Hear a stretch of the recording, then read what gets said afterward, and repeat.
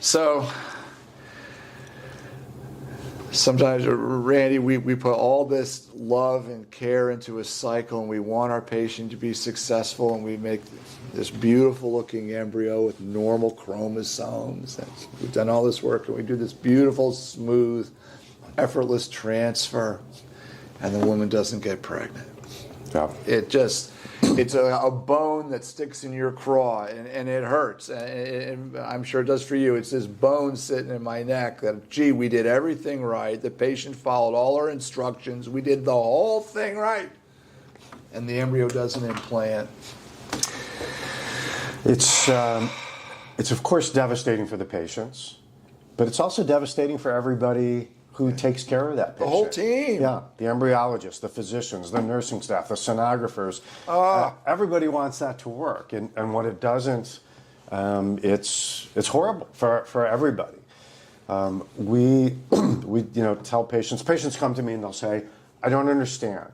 Everything was normal, so why didn't it work? And I always say, well, that's not quite the case. We can say everything that we can see is normal, but there's lots of stuff that we can't see. So you say, all right, you take that embryo. Two things basically that we can assess about an embryo. What does it look like under the microscope? And does it have the correct number of chromosomes? Okay, and we'll say, yeah, those two things looked fantastic. But what other problems are there? Well, I've been practicing long enough where we did IVF before the ability to test chromosomes was even around. Right. That's called PGT, pre-implantation genetic testing. And so there were lots of times where we would put beautiful looking embryos into the uterus. We wouldn't get a pregnancy, and we'd scratch our heads and wonder why. And then we had the ability to look at the chromosomes and we'd say, look at it, there's this beautiful embryo. It doesn't have the correct number of chromosomes. Of course that wasn't going to work. And now I wonder, now we can test chromosomes, but what other things are we missing?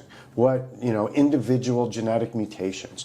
There's human beings have 30,000 genes, more or less. Right. What group of genes failed to turn on at the correct time or didn't turn off at the correct time that we have no ability to assess? And so I tell patients, don't beat yourself up. This isn't, the universe telling you that you should not have children. This is the fact that human beings, again, are very inefficient at this. But as fertility, physicians, we don't know everything. And there's a lot of stuff that we're going to discover in the next 5-10 years that will say, I can't believe you were putting those embryos in because they had this horrible abnormality. Right. But we just don't have a way to see it right now. Yeah, about 4 or 5 years ago, they were giving us mitochondria counts. How many mito? It was a mito score until they realized, and theoretically it made a lot of sense, but until they realized there was zero correlation. They took it off the reports. It wasn't helping. And there's been lots of stuff like that, right? And there's more to come, as you alluded to. There's way more to come.